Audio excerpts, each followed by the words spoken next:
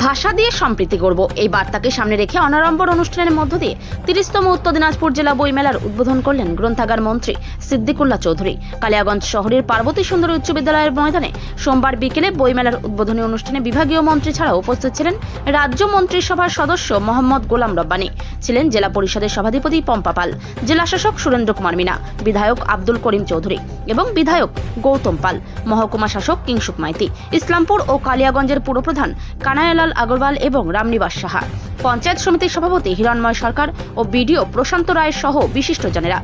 বইমেলা উদ্বোধন অনুষ্ঠানের শুরুতেই সদ্য প্রয়াত প্রাক্তন প্রধানমন্ত্রী ডক্টর মনমোহন সিংয়ের স্মরণে নীরবতা পালন এবং ছবিতে পুষ্পার্ঘ্য অর্পণ করে শ্রদ্ধা নিবেদন করা হয়।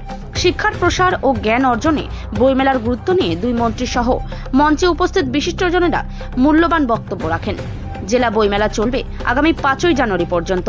প্রাক্তন প্রধানমন্ত্রী ডক্টর মনমোহন সিংয়ের প্রয়াণের কারণে দেশজুড়ে রাষ্ট্রীয় শোক থাকা ১লা জানুয়ারি পর্যন্ত কোনো সাংস্কৃতিকমূলক অনুষ্ঠান হবে না।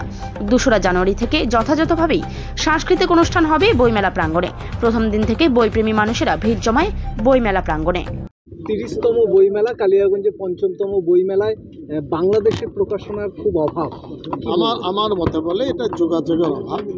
প্রকৃতপক্ষে বাংলাদেশের মানুষ ভারত বিরোধী নয়, এটা আমি দায়িত্ব নিয়ে বলছি। ভারতবর্ষের যানবাহন থেকে নিয়ে ছোট ছোট অন্যান্য বিষয়বস্তু রেগুলার যাচ্ছে। ভারতের মানুষ আর্থিক সচ্ছল হচ্ছেন, একইভাবে বাংলাদেশের মানুষরাও পয়সার মুখ দেখছেন। জনগণের সাথে জনগণের লড়াই নেই। এটা কিভাবে তৈরি হচ্ছে আমি বলতে পারবো না। আমার মতামত হলো যে এই জটিলতার অবসান হওয়া উচিত।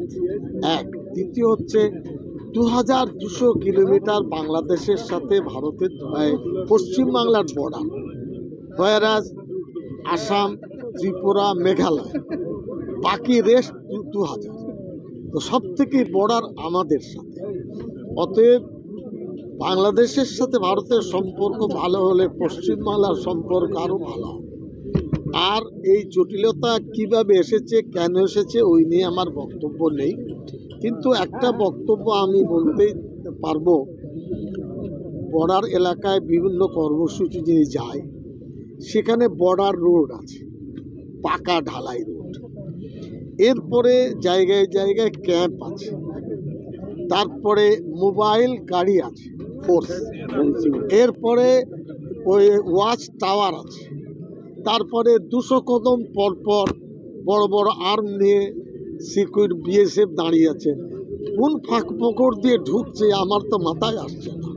এবং কোনোদিন বিএসএফের কর্মকর্তাদের কাছে গিয়ে কৈফিয়ত চাওয়া হয়েছে এই ঘটনাগুলো ঘটছে, এই নিয়ে কেন বসা? এবং ভারত সরকার যেমন সরকারি পর্যায়ে বসছেন, উচিত হচ্ছে জনগণের সাথে জনগণের আদান প্রদান, তাহলে মিটতে সহজ হবে।